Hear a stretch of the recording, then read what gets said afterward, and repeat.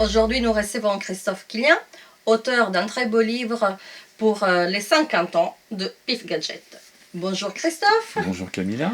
Ce n'est pas ton seul ouvrage d'ailleurs. C'est vrai, j'avoue. Tu peux nous faire un petit peu ton CV très vite? Oui, bien sûr, très rapidement. J'écris sur la bande dessinée notamment, j'écris une histoire de rock et folk, je travaille un peu pour la presse, enfin voilà, c'est très très rapide, hein, c'est ce que tu me demandais. Pif, c'est le chien. C'est le chien. Un chien qui a eu une très belle carrière. Il a commencé dans l'humain dans les années 40, après chez Vaillant, et après carrément il a eu son magazine. Exactement. Si j'ai bien compris d'ailleurs, il a même détrôné Vaillant. Oui, alors en fait, Vaillant, c'était le titre de l'hebdomadaire qui est paru à partir de 1945. Effectivement, Pif a commencé dans l'humanité et puis il a pris un peu plus d'importance au point de devenir, en 1965, de donner son nom au titre qui s'est appelé Vaillant, le journal de Pif. Et puis, consécration absolue en 1969, ça s'appelle Pif Gadget, donc qui détrône l'ancien Vaillant et dont il devient l'un des personnages principaux. En tout cas, c'est lui qui donne son titre à l'hebdomadaire. À l'intérieur de Pif, donc de Pif Gadget, il y a des histoires de Pif, mais pas que. Non. Parce que Pif Gadget a été, mine de rien, une pépinière pour pas mal d'auteurs. Est-ce que tout le monde sait qu'à l'intérieur, il y avait par exemple Corto Maltese? Non, pas forcément. C'est vrai que Corto a débuté en France dans Pif en 1970. Et c'est assez amusant parce que Corto était un personnage parmi d'autres de l'histoire intitulée La balade de la mer Salée. Et à un moment donné, Hugo Pratt, l'auteur, s'est retrouvé son travail. Il avait rencontré quelque temps plus tôt le rédacteur en chef de Pif, qui lui avait dit, qui lui avait proposé de venir le voir à Paris. Donc Pratt, qui était à la recherche d'un emploi, s'en est souvenu et est venu les voir. Et dans le train qui l'a mené en France, il s'est dit tiens, je pourrais faire de Corto Maltese le personnage principal de ma future bande dessinée. Évidemment, quand il est arrivé dans les bureaux de Pif, le rédacteur chef avait complètement oublié ce qu'il lui avait dit. Mais enfin, ça ne l'a pas empêché de publier de publier Corto dans Pif. Alors évidemment, les jeunes lecteurs avaient du mal avec Corto Maltese, ils trouvaient que c'était mal dessiné, qu'on n'y comprenait rien, alors que les adultes trouvaient la série originale et intéressante. Mais il a fait ses grands débuts en France dans les pages de Pif. Et si je ne dis pas une bêtise, c'est une exception, parce que une des particularités qu'on apprend dans ton livre de Pif Gadget est que les histoires étaient complètes, en 10 ou 20 pages, Oui. mais pas Corto. Si, Corto c'était aussi des histoires complètes. Alors il y avait en effet les récits plutôt réalistes qui étaient en noir et blanc la plupart du temps, soit sous forme d'histoire de 10 pages, soit sous forme d'histoire de 20 pages, et puis il y avait toute une série de bandes dessinées présentées sous forme de gag qui étaient en couleur. Mais Corto c'était des histoires indépendantes en fait, qui ont été publiées en album par la suite, notamment Sous le signe du Capricorne, et un autre qui est Corto toujours un peu plus loin, donc les histoires qui se déroulent dans les îles du Pacifique, qui faisaient vraiment rêver les lecteurs. Mais c'était quand même des récits complets, c'est-à-dire que Pratt se débrouillait pour que chaque récit puisse être autonome, même s'il y avait quand même une forme de continuité. C'est vrai que c'était une sorte d'exception, on peut le dire, comme tu le disais tout à l'heure. Et pourquoi choisir cette option alors que tous les autres magazines à la même période faisaient des histoires à suivre?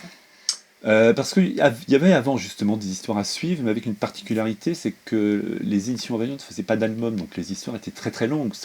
En fait, ça durait aussi longtemps que le scénariste et le dessinateur avaient envie de continuer à raconter l'histoire. On pouvait comme ça avoir des histoires de 100 pages.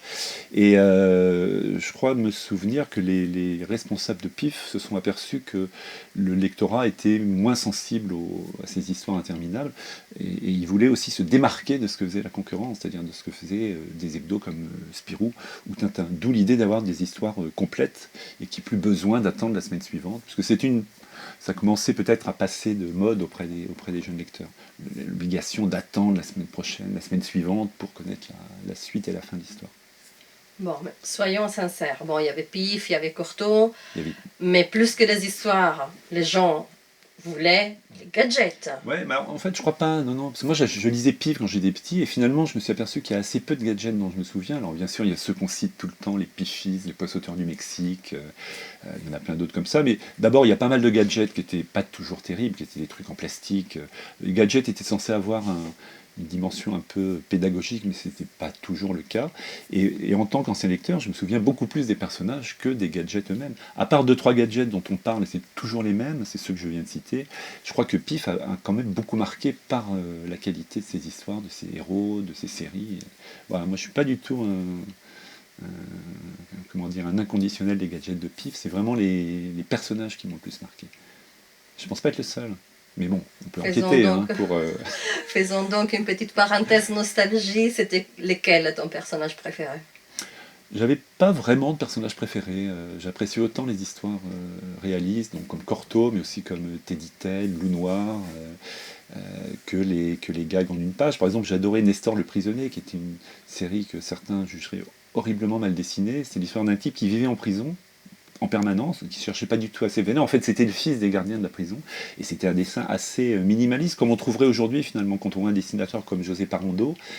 Bah, c'est un peu dans cet esprit-là. Donc Pif était très en avance par certains aspects. C'est-à-dire que le journal a fait débuter des gens qui ne correspondaient pas du tout à l'esthétique de la BD de l'époque. Corto en faisait partie, mais Aime le magicien par Mattioli, c'était quand même un truc assez étonnant, qui à mon avis déroutait pas mal de lecteurs. Et Nestor le prisonnier, c'était aussi quelque chose de... C'était très mal, entre guillemets, très mal dessiné. Et moi j'adorais pourtant cette série.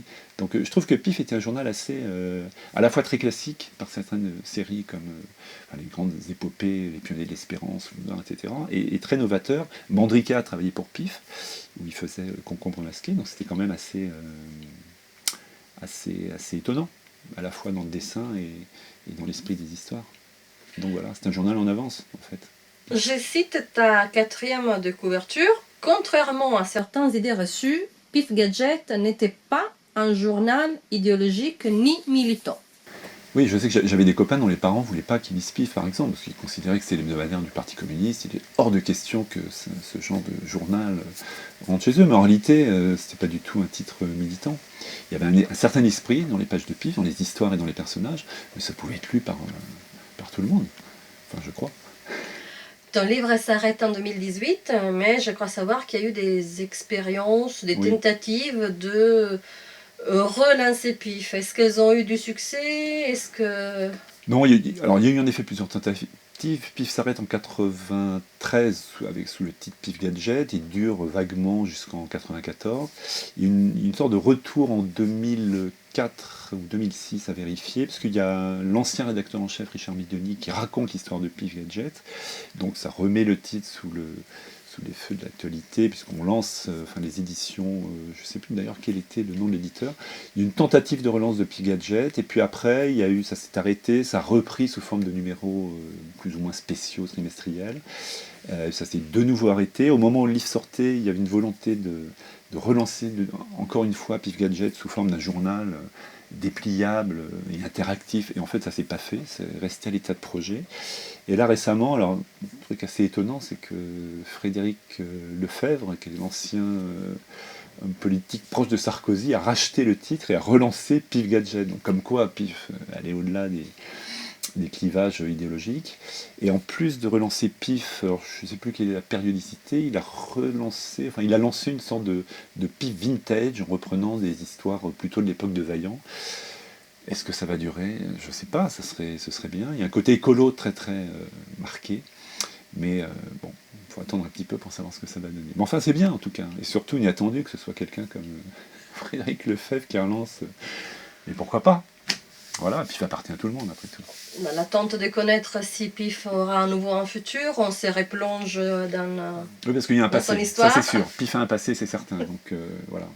Merci d'être venu, Christophe. Merci Camilla.